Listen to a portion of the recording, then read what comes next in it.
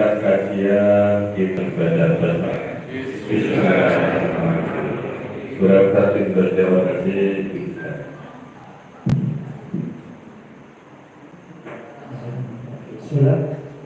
Assalamualaikum warahmatullahi wabarakatuh. Alhamdulillah nahmaduhu wa nasta'inuhu wa nastaghfiruhu wa nastahdihi wa na'udzu billahi min shururi anfusina wa sayyiati a'malina man yahdihillahu fala mudilla wa man yudlil fala hadiya lahu. أشهد أن لا إله إلا الله وحده لا شريك له وأشهد أن محمدا عبده ورسوله صلى الله عليه وعلى آله وصحبه وسلم تسليما كثيرا. يقول الله عز من قائل أعوذ بالله من الشيطان الرجيم بسم الله الرحمن الرحيم يا أيها الذين آمنوا اتقوا الله حق تقاته ولا تموتن إلا وأنتم مسلمون. وقال يا أيها الذين آمنوا اتقوا الله وقولوا قولا سديدا يصلح لكم أعمالكم ويغفر لكم ذنوبكم ومن يطع الله ورسوله فقد فاز فوزا عظيما ثم أما بعد. Masyaallah alhamdulillah warahmatullah wabarakatuh. Ibu rekan sekalian yang dirahmati Allah Taala. Alhamdulillah kita awali kajian kita ini dengan memuji dan bersyukur kepada Allah Ta'ala atas limpahan nikmat dan juga rahmat yang Allah berikan. Kita diberikan kemudahan untuk melaksanakan berbagai amal ketaatan, termasuk di antara kajian keislaman, kajian dari kitab Riyadhus Shalihin pada kesempatan malam hari yang baik ini. Salawat serta salam kita sambungkan kepada junjungan kita Nabi Muhammad sallallahu alaihi wasallam, Rasul sang muallim, sang guru yang telah mengajarkan kepada umatnya tentang yang halal dan yang haram. Rasul telah mengajarkan tentang iman dan juga ibadah kepada Allah Subhanahu wa Ta'ala. Maka bersyukur kita menjadi bagian daripada umat Rasulullah Muhammad sallallahu alaihi wasallam. Masyaallah hadirin alhamdulillah rahimani wa rahmatullah.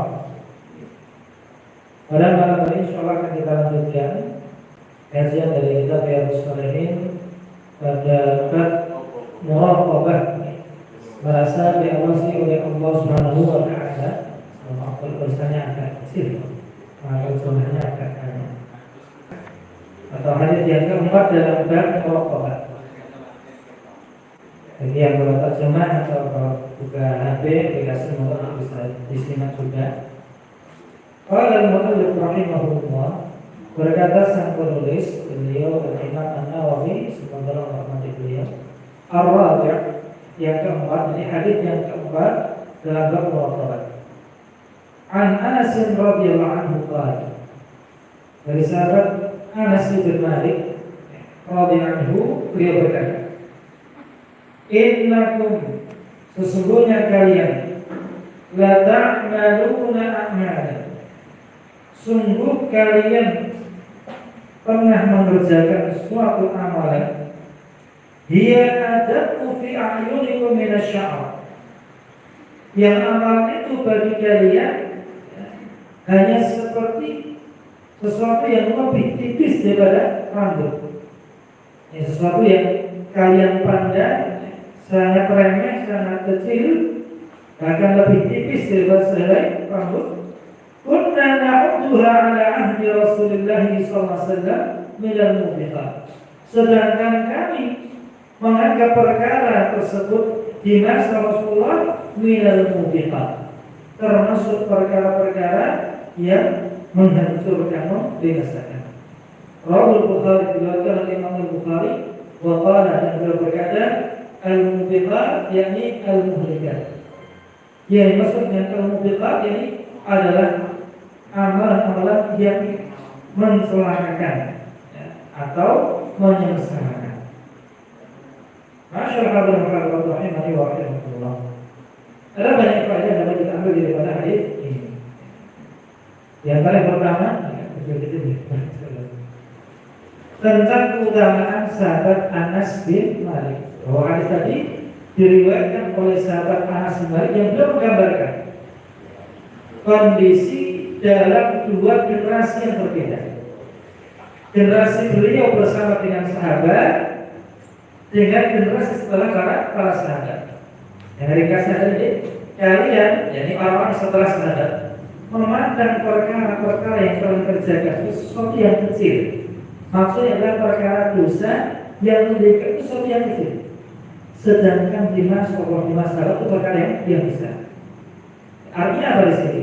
Yang terpadanya adalah bahwa sahabat Anas bin Malik termasuk sahabat yang paling panjang umurnya Bapak Ibu. Dia disebutkan dalam riwayat dikaruniai oleh Allah Ta'ala usia 107 tahun. Sedangkan beliau sendiri di kalangan sahabat termasuk kibar sahabat. Kibar artinya seniornya sahabat. Dan beliau sahabat yang luar biasa dari kedekatan secara khusus dengan Rasulullah. Ya. Bahwa beliau pernah menjadi pembantu Rasulullah Muhammad SAW selama 10 tahun. Ya. Pembantu itu dinyarangi setiap hari mengetahui seluruh yang dilakukan oleh tuannya. Demikian pula Anas bin Malik. Kali itu beliau masih berusia 10 tahun. 10 tahun itu sakit disebut mumayyiz. Bahkan sudah lewat usia tamyiz, sudah bisa membedakan yang baik dan yang buruk. Bahkan dalam Islam itu satu diperdahului sholat, yang kalau dia meninggalkan itu atau tidak dipukul. Artinya memang sudah punya apa namanya kedewasaan atau awal kedewasaan dalam berpikir, sudah bisa diajak berpikir. Maka merupakan berbagai peristiwa yang terjadi di masa Rasulullah, terkhusus bersama Nabi Muhammad SAW. Bahkan sahabat Anas bin Malik ini termasuk salah satu sahabat yang direkomendasikan Rasulullah untuk para sahabat belajar Al-Quran kepada beliau.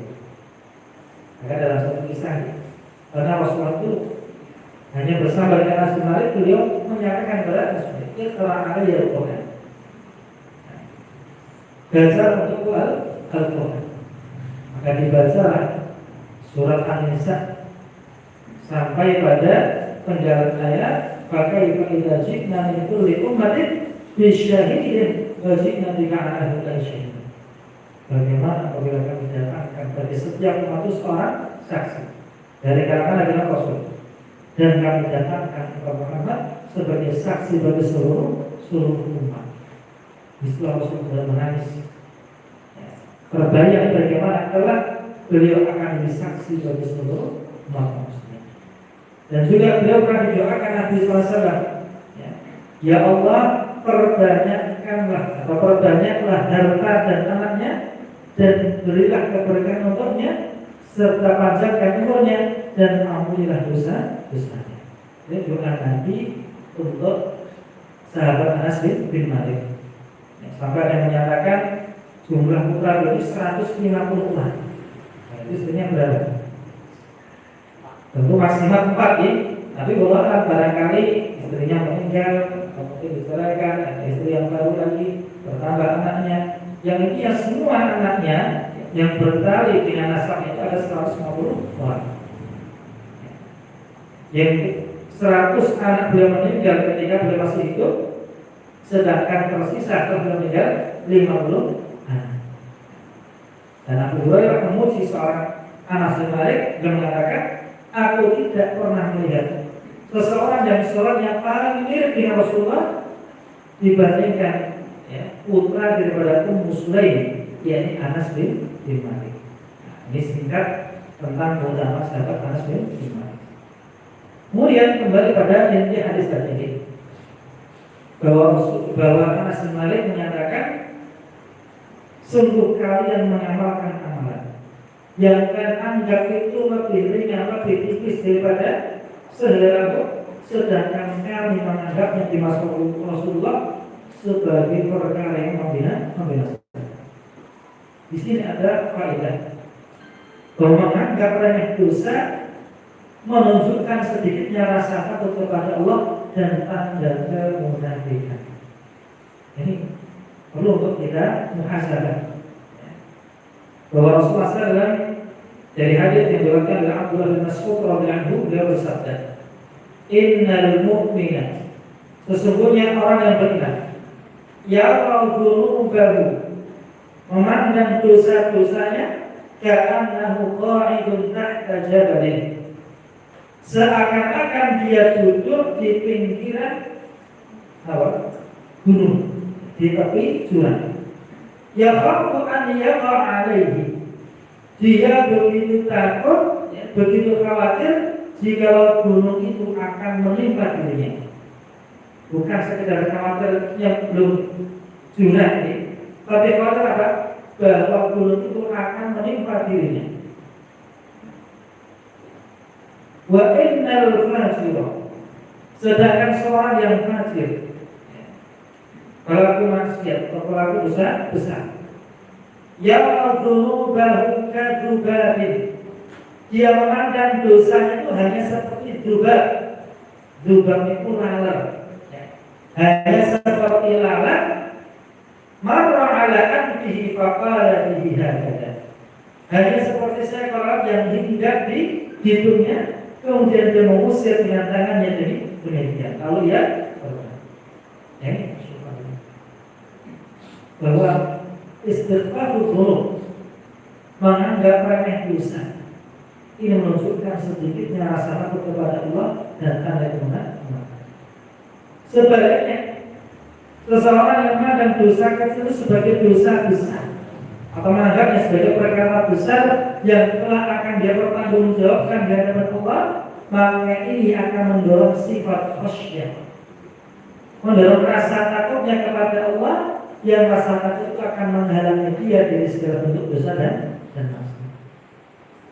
Saat ini, ketika pelaku dosa, pelaku maksiat, misalkan orang yang minum khamr ditanya, jadi khamr itu minuman keras ini apa itu?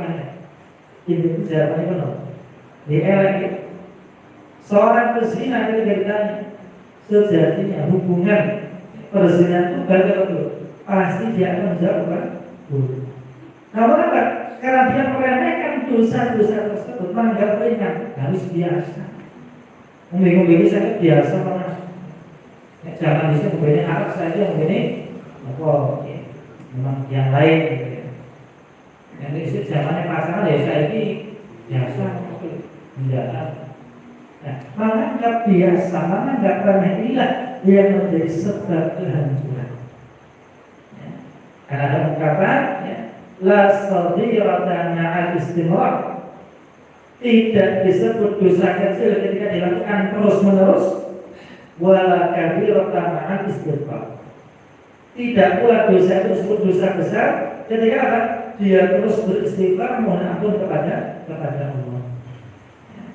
Maka jangan kemudian kita melihat besar dan kecilnya dosa tersebut, namun lihatlah siapakah zat yang sedang kita ingkari. Seorang yang bermaksud kepada Allah Ta'ala artinya dia mengingkari Allah Subhanahu wa Ta'ala. Dan yang berbeda di sini adalah tanda kemunafikan. Yang munafik itu mereka hanya ingin enaknya saja. Ketika ada sesuatu yang mungkin ada rusaknya dia ambil, tapi ketika ada azimah perkara yang wajib ditekankan, melitir-melitir. Dia yang berbeda.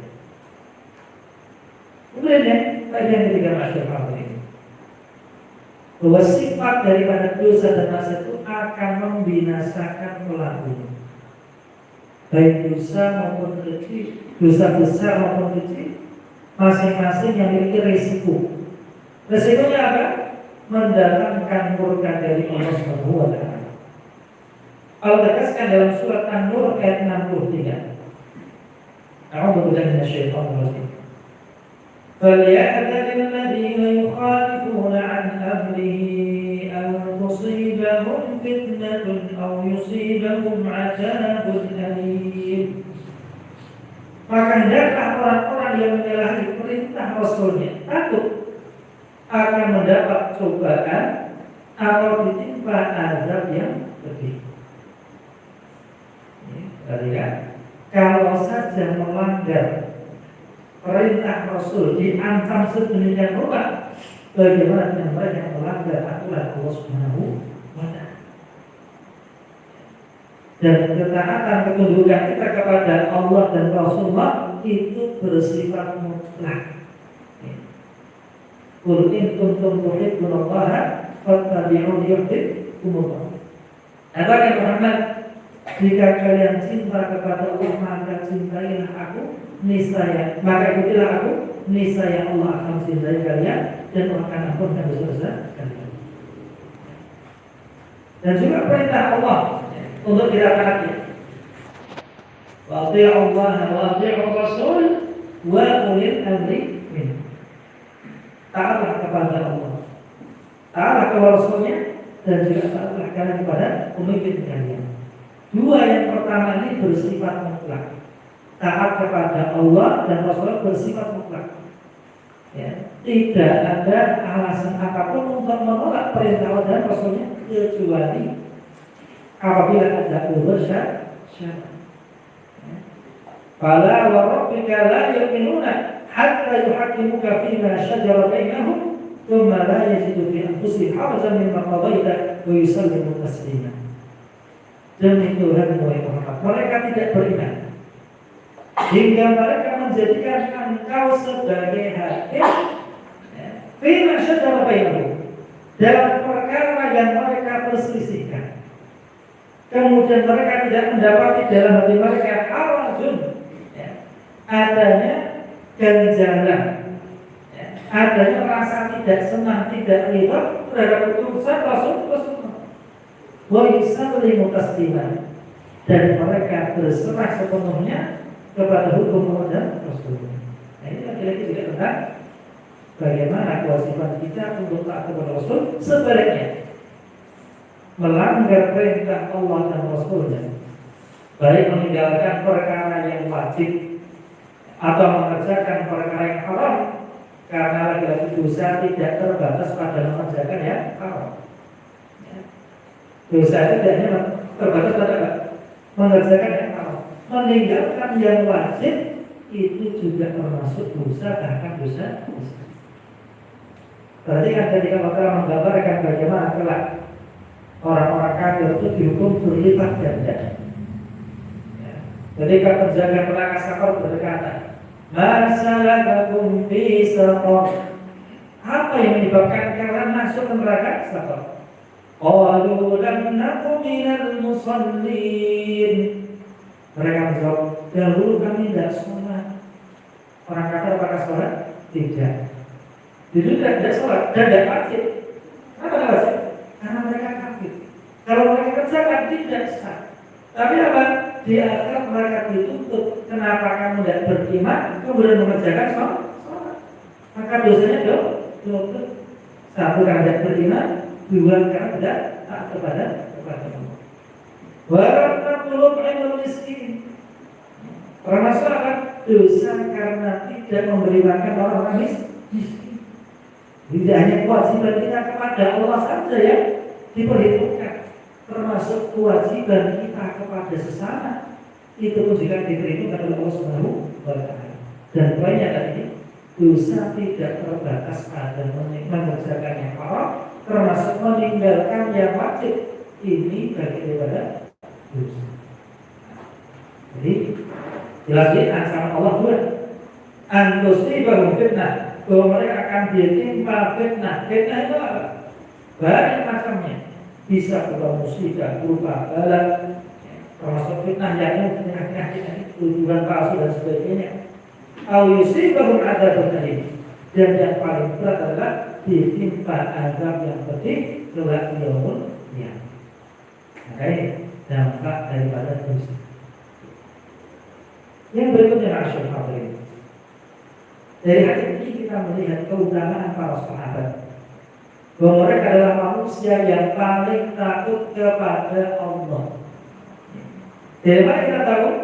Dari perkataan Anas bin Malik. Kunna na'udduha fi ahdi Rasul ala ahdi Rasulullah minal mubiqah. Dosa perkara yang kalian anggap remeh, yang kalian anggap enteng itu, dahulu kami memandangnya itu seperti perkara yang membinasakan.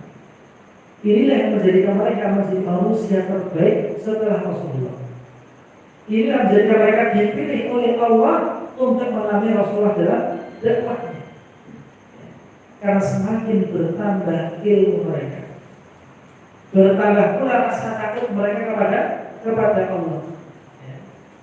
Dan kita tahu bahwa wahyu Al-Quran itu turun bersama dengan mereka, bahkan pada personal daripada sahabat. Secara berangsur-angsur Al-Quran turun kepada mereka. Maka dalam satu hadis disebutkan para sahabat-sahabat junior mereka bermajelis dengan Rasulullah. Dari hadis Jundub bin Abdillah yang mengatakan, "Kunna ma'a Rasulillah sallallahu alaihi wasallam." Dahulu kami itu ya bermajelis bersama Rasulullah. Wa nahnu fityanun hazariyah. Kami saat itu adalah anak-anak remaja yang beranjak balik dan dewasa. Fata'allamna al-iman qabla an nata'allama al-Qur'an. Kata Jundub bin Abdillah, baru kami belajar kepada Rasul tentang keimanan, baru belajar Quran. Fata'allamna al-Quran fazdadna bihi imanan. Ketika iman telah kuat, telah bercokol dalam hati para sahabat, kemudian mereka belajar Quran, mempraktekannya, bertambahlah iman mereka. Nah, ini bedanya masa kita dengan masa sahabat. Mereka ditempa dengan Quran itu dengan fondasi iman yang telah kuat. Sedangkan kebanyakan manusia lalai daripada iman kepada Allah. Sedangkan mereka berbicara tentang Al-Quran. Maka utama bagi para sahabat dan orang-orang yang paling takut kepada Allah. Mereka adalah sumber ilmu kita. Bahwa adanya as-sunnah yang menjadi hujjah yang kedua, menjadi dalil landasan utama umat Islam yang kedua ini, perantaranya siapa? Sahabat. Tidak akan sampai kita belajar hadis Riyadhus Shalihin atau Sahih Bukhari, Sahih Muslim kecuali apa? Dengan perantara para sahabat. Maka mereka yang lebih dahulu mendapatkan ilmu dari sumbernya langsung di madrasah nubuwah, yang secara umum sifatnya mereka yang belajar dan berilmu tadi dengan sifat khasyah. Dalam surah Fatir ayat 2 Allah firmankan, "Innama yakhsyallaha min ibadihi al-ulama." Sesungguhnya di antara hamba-hamba Allah yang paling takut kepadanya hanyalah para ulama. Kenapa? Semakin mereka tahu akan sifat-sifat Allah, akan hak-hak Allah, semakin takut mereka kepada Allah. Semakin tahu mereka tentang yang halal dan yang haram, semakin mereka berhati-hati. Dengan sifat wara itu melekat pada para sahabat. Apa itu wara? Tarku ma la ba'sa bihi makhafata an yakuna fihi ba's. Meninggalkan sesuatu yang sebenarnya hukumnya boleh, karena khawatir jika ada sesuatu yang haram yang bercampur. Yang pernah saya sampaikan juga, bisa seorang bukan karena sudut radhiyallahu, yang mana beliau punya pembantunya ini setiap hari menghidangkan makanan untuk sahabat Abu Bakar Siddiq, dan setiap hari pula Abu Bakar akan bertanya, dari mana engkau mendapatkan makanan ini, apa yang kau masak, dan seterusnya. Intinya apa? Memastikan bahwa yang beliau dahar itu betul-betul yang halal lagi wajib. Hingga suatu ketika pembantunya menghidangkan hidangan yang istimewa, dagingnya ada di kami atau daging sapi, ini apa? Masakan. Sahabat Abu Bakar yang kala itu beliau sudah semangat makan, beliau dahar. Nah, kau pertanyakan dahulu. Hingga kemudian pembantunya menanyakan, wahai Tuhan, biasanya kau menanyakan kepadaku dari mana aku makan atau mendapatkan makanan ini. Maka Abu Bakar bertanya, dan dari mana kau dapatkan? Baru yang kemudian pembantunya bercerita dengan polos.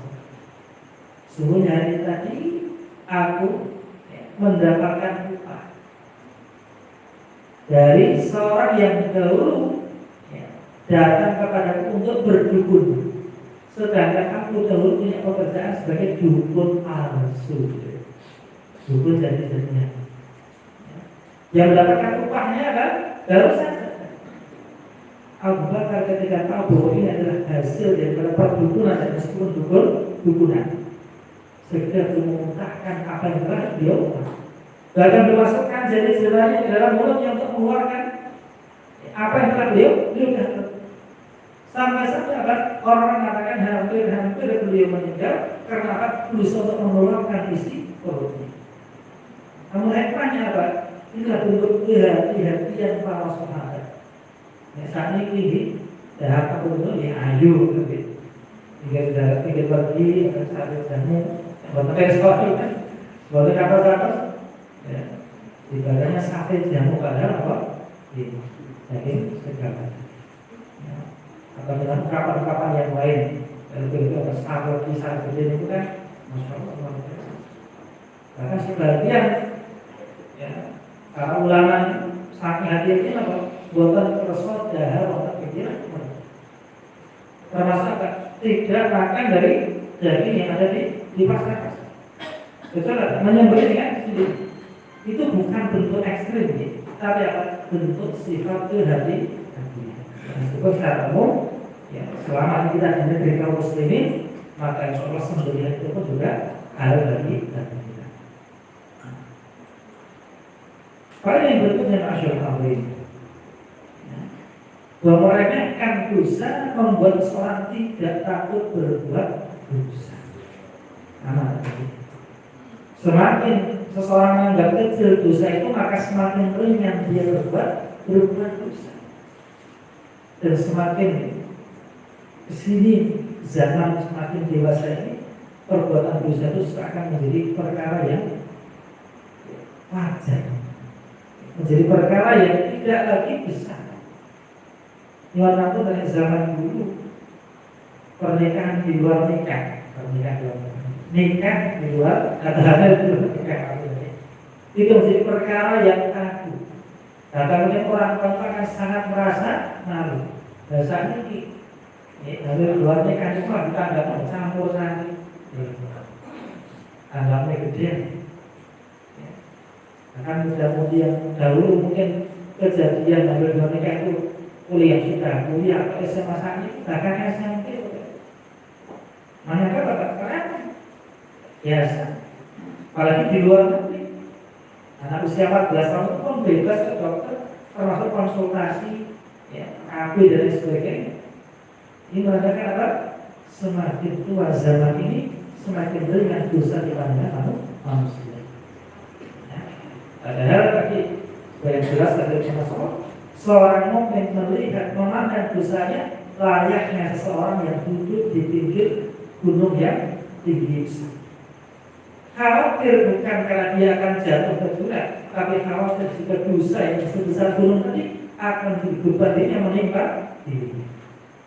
Maka ini perlu sekali lagi kita kuatkan, kita tegaskan pada pribadi kita dan juga keluarga kita, agar anak-anak kita kalau memandang dosa itu betul-betul sesuatu yang besar, sesuatu yang mengkhawatirkan. Sebagai Allah sudah mewanti-wanti kita, ya ibadahnya mengukuhan dosaku wa ahlikum nar. Bagaimana kita menjaga diri kita dan keluarga kita kalau kita masih menganggap remeh ya, dosa-dosa meskipun sesuatu yang kecil. Dan sahabat dulu mereka selamat karena menganggap dosa-dosa itu sebagai perkara yang besar karena keagungan Allah Ta'ala yang dimaksud. Nah, yang berikutnya, menganggap remeh dosa kecil akan membuatnya menjadi dosa besar. Al-Imam Al-Ghazali rahimahullah ta'ala dia berkata, di antara sebab dosa kecil menjadi besar adalah seorang hamba menganggap remeh dosa tersebut dan tidak bersedih karena dosa yang telah dia lakukan. Ini saya dikatakan di masa sekarang.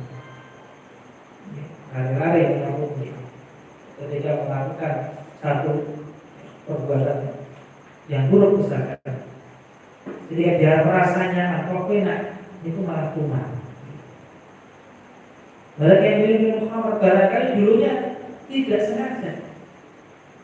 Maka mungkin kan dikuncek koi, maka dihapus nih. Ini banyak putih yang orang positif. Adalah khamr. Ketika tahu rasanya itu ternyata berbeda, penasaran, coba lagi. Karena itu sudah dosa besar. Ini dosa besar jelas. Ya. Minum khamr dosa besar. Karena ada hak, ada hukuman. Berubah bukan satu. Dan itu untuk perkara yang kecil. Maksudnya dengan itu tadi bapak-bapak ibu berbohong kepada anak. Barangkali untuk nyaman. Saya mungkin nangis apa dulu tak betul-betul terkena. Menurut aku tak kayak permen, padahal bapak ada permen. Tidak boleh. Karena barang itu menjadi awal daripada dosa-dosa kecil yang akan menumpuk tadi. Maka hendaknya kita berhati-hati. Begitu pula Imam Al-Ghazali juga mengatakan sesungguhnya dosa selama seorang hamba menganggap perbuatan dosa tersebut sebagai sesuatu yang besar dalam dirinya, maka dosa tersebut akan menjadi kecil di sisi Allah Subhanahu wa Ta'ala. Semakin kita merasa takut kepada Allah ketika berbuat dosa, kita anggapnya itu sebagai sesuatu yang besar, Allah yang akan menghasilkan dosa. Allah akan meringankan bagi kita. Namun ketika seorang menganggap dosa tersebut sebagai perbuatan, ketika dia menganggap dosa tersebut sebagai perbuatan yang besar, itu berasal dari larinya badannya dari dosa tersebut dan kebencian badannya kepada dosa. Masih pada yang pertama. Namun sebenarnya ketika seorang hamba menganggap remeh perbuatan dosa, hal itu bersumber dari kegemarannya, kesenangannya berbuat dosa, sehingga menimbulkan pengaruh yang sangat kuat dalam hatinya. Kan di antara hukuman orang yang banyak berbuat dosa itu adalah kehilangan kenikmatan beribadah dan tidak merasa berdosa ketika berbuat dosa. Ini berat. Karena sudah tidak mempan petunjuk dari Allah ketika hati seorang sudah merasa apa? Tidak berdosa ketika berbuat dosa. Masyaallah hadirin wa rahimani wa rahimakumullah. Itulah gambaran bagaimana sikap para sahabat dahulu terkait dengan dosa-dosa besar atau dosa-dosa kecil. Mereka tidak menganggap dosa kecil ini remeh. Mereka menganggap dosa itu juga bagian pada beban besar dia akan dipertanggungjawabkan dari Allah Subhanahu wa Ta'ala. Kita berarti pada hadis yang berikutnya, hadis yang ke-64. Al-Khamis, hadis yang kelima adalah bab muraqabah. An Abi Hurairah radhiyallahu anhu, dari sahabat Abu Hurairah radhiyallahu anhu. An Nabi sallallahu alaihi wasallam, dari Nabi Muhammad sallallahu alaihi wasallam qala, beliau bersabda, Inna Allah Ta'ala yaghar, sesungguhnya Allah Ta'ala itu cemburu. Wa ghairatullahi an yaktiyal mar'u ma haramallahu alaihi. Dan kecemburuan Allah itu adalah apabila seorang hamba mendatangi atau mengerjakan apa yang Allah haramkan atas dirinya. Muttafaqun alaih. Hadis diriwayatkan oleh Imam Muslim. Hadis ini masih berkaitan dengan muraqabah. Ini bagaimana Allah Ta'ala memiliki sifat cemburu. Namun perlu kita ketahui bahwa sifat cemburunya Allah ini tentu jauh berbeda dengan sifat cemburu pada manusia. Sifat cemburu pada Allah Ta'ala adalah sebagaimana yang Allah sifatkan pada dirinya, yang sempurna dan tidak ada kekurangan. Dan cemburunya Allah di sini tidak ada sedikit pun unsur negatifnya. Tidak dengan manusia berkata ada sedikit cemburu buta. Bahkan dalam rumah tangga Rasulullah pun juga ada yang demikian. Contohnya apa?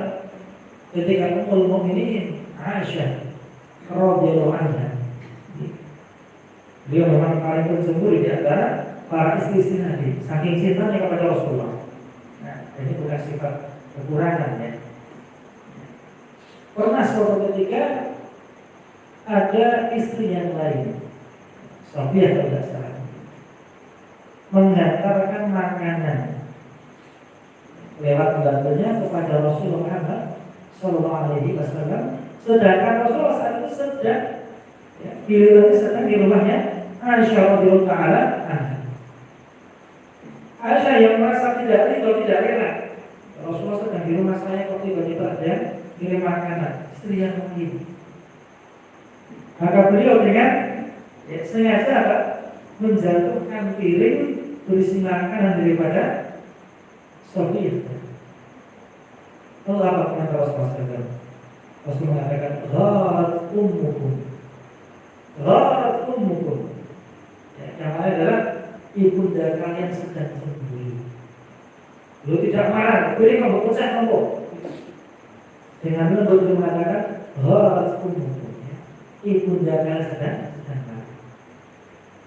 Beliau mengatakan piring harus diganti piring.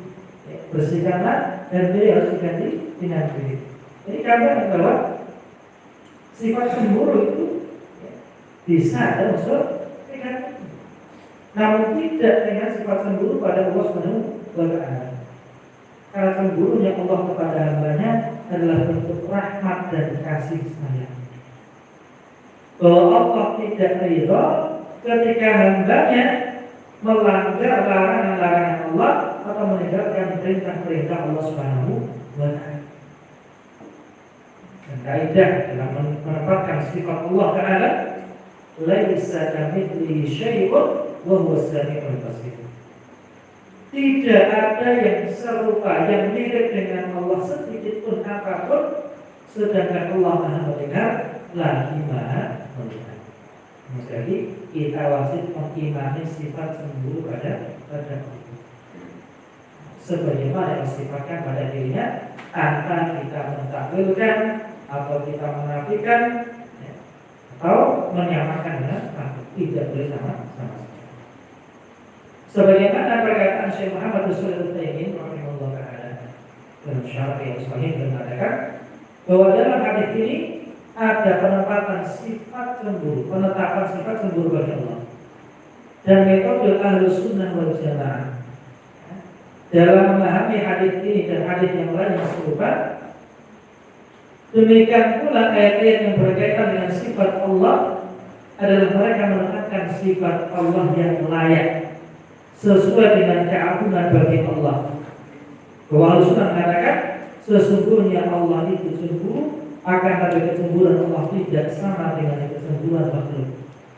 Allah juga gembira, namun gembira Allah tidak sama dengan gembiranya makhluk. Allah punya sifat yang sempurna sesuai dengan keagungannya yang tidak menyerupai sifat-sifat makhluk. Faedah yang kedua dari hadis ini, bahwa Allah membenci kekufuran, kefasikan dan kemaksiatan. Jadi dikatakan bahwa Allah itu cemburu, dan cemburunya Allah ketika hambanya mendatangi apa yang Allah haramkan. Allah Ta'ala firmankan dalam surat Al-Hujurat ayat yang ke-7. Jadi berkaitan tentang anugerah iman yang Allah berikan kepada para hamba. Allah firman, "Walakinna Allah habbaba ilaikumul iman wa zayyanahu fi qulubikum wa karraha ilaikumul kufra wal fusuqa wal 'isyan. Ulaika humur rasyidun." Akan tapi Allah menjadikan cinta kepada keimanan dan menjadikan iman itu indah dalam hati kalian. Serta Allah menjadikanmu benci kepada kekafiran, kefasikan dan kemaksiatan. Mereka itulah orang-orang yang mengikuti jalan kebenaran. Di sini Allah tegaskan bahwa yang menjadikan orang beriman condong kepada iman, condong kepada ketaatan adalah karena Allah menganugerahkan hidayah dalam hati, sehingga iman itu nampak indah, Sehingga taat itu begitu manis dirasakan oleh seorang hamba. Buktinya apa? Seorang yang jujur dalam imannya. Ketika dia mendengar suara azan atau azan, kita itu bunga atau susah. Bunga kita itu betul-betul sadar lain, kayak kampung sadar. Kalau demikian itu perlu kita koreksi. Jangan-jangan kita beribadah belum sepenuh hati. Karena mestinya ketika datang panggilan itu semakin cinta dari Allah. Alhamdulillah sudah ada. Kami waktu kita untuk beribadah kepada Allah. Dijadikan indah itu adalah berpuasa. Meskipun berat dirasa, tapi begitu indah. Alhamdulillah saya dapat menahan diri dari maksiat. Alhamdulillah saya dapat merasakan susahnya menjadi orang yang tidak bisa makan dalam sehari-hari. Itu dijadikan indah. Apabila di Islam begitu luas, saya memerintahkan ketika datang ke masjid, ya benar ada wudu zina tapi hanya boleh masjid. Wahai Adam, pakailah pakaian hiasan dalam ketika datang ke masjid. Begitu tidak dia. Wazainya namu fi qulubi. Karena Allah yang menjadikan iman itu indah dalam hati orang yang beriman. Sebaliknya, Allah jadikan hati orang beriman itu benci kepada kekufuran, kefasikan, dan kemaksiatan. Kekufuran adalah puncak dari barang kemungkaran, ingkar kepada Allah. Al-fusur artinya adalah apa? Al-khuruju an ta'atillah. Perbuatan fasik adalah keluar dari ketaatan kepada Allah. Baik tadi melanggar larangan Allah atau meninggalkan perintah Allah. Wal isyan, dan Allah jadikan hati orang itu benci kepada kemaksiatan. Maka Allah ingin menjaga agar hati orang beriman itu terjaga di atas fitrah keimanan, terjauhkan dari segala perkara yang buruk. Maka tidak heran Allah sangat benci, Allah sangat murka, Allah sangat cemburu ketika hamba yang bermaksiat kepadanya. Sedangkan orang yang terjaga tadi Allah sebutkan ulaika humur rasyidun. Mereka itulah orang-orang yang mendapat petunjuk ketika hatinya merasa nyaman, merasa tenteram dan iman, dan merasa gundah, merasa resah ketika ada dosa dan maksiat. Karena hakikat dari dosa kata Rasul, wadhanbu ma'aka fi nafsika wa karihta an yattali 'alaihi nas. Dosa itu adalah sesuatu yang mengganjal dalam hatimu dan engkau tidak senang orang lain melihat. Ini sedikit kok manusia. Namun kalau sudah rusak fitrahnya, ya dosa itu ya enak-enak aja. Sebaliknya taat terasa tidak. Kemudian faedah yang ketiga masyarakat ini, kewajiban kita adalah menjaga batasan-batasan Allah. Ibarat raja, Allah itu memiliki area terlarang. Sebagian sabda Rasulullah dalam hadis riwayat Imam Bukhari dan Muslim, ala wa inna likulli malikin hima. Ketahuilah bahwa setiap raja itu memiliki tanah larangan. Ala wa inna himallahi ma'alihi. Ketahuilah bahwasanya perkara yang terlarang atau tanah yang dilarang dari Allah Ta'ala adalah apa yang Allah haramkan. Dan Allah sudah mengajarkan kepada kita jauh sebelum kita lahir di dunia, yakni kepada nenek moyang kita, Adam dan Hawa. Di surga itu semuanya boleh dinikmati, kecuali satu yang terlarang, pohon yang Allah larang untuk mendekatnya tidak boleh. Apalagi menikmati diri. Namun manusia diciptakan di atas dua potensi, fujur roha atau takwa. Ada potensi takwa, ada potensi fujur. Fujur itu apa? Arah yang buruk. Malaikat akan mengajak manusia kepada kebaikan, sebaliknya setan dari potensi maupun manusia yang akan menghasut jiwa manusia untuk mendekati yang haram, kemudian jatuh pada yang haram. Dan Allah contohkan sosok nenek moyang kita, ayah kita dan ibunda kita, Adam dan Hawa, yang kemudian keduanya terperdaya oleh iblis, jatuh pada tempat yang terlarang tadi, hingga akhirnya mereka dijauhkan dari rahmat Allah yang semula di surga, ditempatkan di dunia dengan berbagai fitnah dan ujian. Dan masih ada harapan untuk sekarang. Bagaimana? Dengan kembali kepada Allah sebagai ilham kepada Adam dan Hawa untuk segera bertaubat kepada Allah. Satu lagi, bahwa kecemburuan Allah adalah kasih sayang bagi hambanya. Wa qala Ibnu Qayyim, berkata Ibnu Qayyim al-Jauziyah rahimahullah ta'ala, wallahu subhanahu wa ta'ala yagharu ala qalbi 'abdi. Dan Allah subhanahu wa ta'ala itu merasa cemburu atas hati seorang hamba, am yakuna mu'attilan min hubbi, ketika hambanya melepaskan ikatan cinta dari Allah Ta'ala. Ikatan cinta. Ketika seorang hamba sudah mengucapkan asyhadu an la ilaha illallah wa asyhadu anna Muhammadar Rasulullah, dia telah mengikat cintanya dengan Allah Subhanahu wa ta'ala. Namun ketika seorang hamba bermaksud kepada Allah, dia telah melepaskan di antara ikatan cinta kepada Allah, maka Allah cemburu.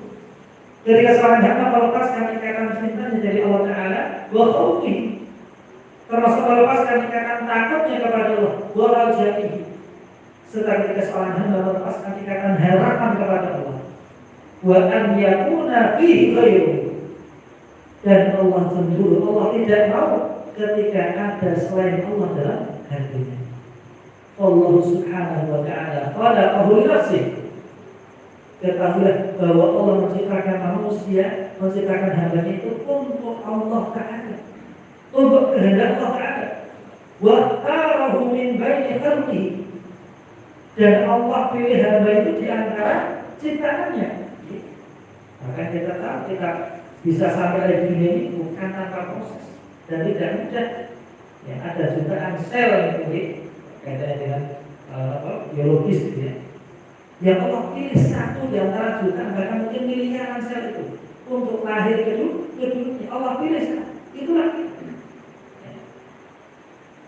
karena fil athar, sebagaimana disebutkan dalam al-athar al-ilahi dalam hadits qudsi, Allah firmankan, ibnu Adam, wa ibnu Adam, wahai Adam, khalaqtuka li nafsi, aku ciptakan engkau untukku, wa khalaqtu kulla syai'in laka, demikian pula aku ciptakan segala sesuatu untukmu. Fa bi haqqi 'alaika, maka menjadi hakku atas dirimu, la tashtagil bima khalaqtuhu laka, jangan engkau sibuk dengan sesuatu yang aku ciptakan untukmu, amma khalaqtuka lahu, dari tujuan aku menciptakan diri. Intinya apa? Allah ciptakan kita untuk Allah. Maksudnya apa? Wa ma khalaqtul jinna illa liya'budun. Kita diciptakan oleh Allah itu agar kita beribadah kepada Allah. Dan apa bagian kita? Allah berikan untuk kita menjadi dirinya sebagai sarana, sebatas sarana. Ya, sarana untuk kita beribadah kepada Allah, bukan sebagai tujuan yang dengan kita bersenang-senang melupakan Sang Pencipta yang telah menciptakan kita, Allah Subhanahu wa ta'ala. Nah, demikian masyhur hadirin wa hadirat, kajian pada kesempatan malam hari ini tentang bagaimana sifat cemburu yang Allah tangganya ketika seorang hamba melanggar larangan Allah. Terkhusus kaitan dengan muraqabah, ini jangan sampai dalam kesendirian kita, dalam keramaian kita melanggar aturan Allah. Karena Allah Maha melihat, Allah Maha melihat apa yang kita kerjakan. Demikian masyhur hadirin wa rahmatullah, semoga bermanfaat. Dan wassalamualaikum warahmatullahi wabarakatuh.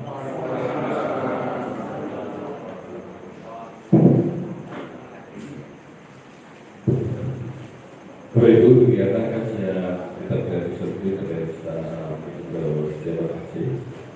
Bapak Ibu, jadi untuk kitab Riyadhus Shalihin itu Bapak Ibu boleh beli di percetakan atau di toko buku atau download di Play Store atau HP masing-masing, silakan. Kemudian kalau beli mana-mana ada. Pokoknya toko Islam itu murah, murah tapi rapatnya laku. Jadi akhirnya ya banyak yang toko buku itu tutup atau belum buka. Tapi di Solo masih ada beberapa toko yang masih buka. Bapak Ibu yang hormati, karena sudah jam 9 lebih, maka kajian kita tutup dengan doa kembali. Subhanallah.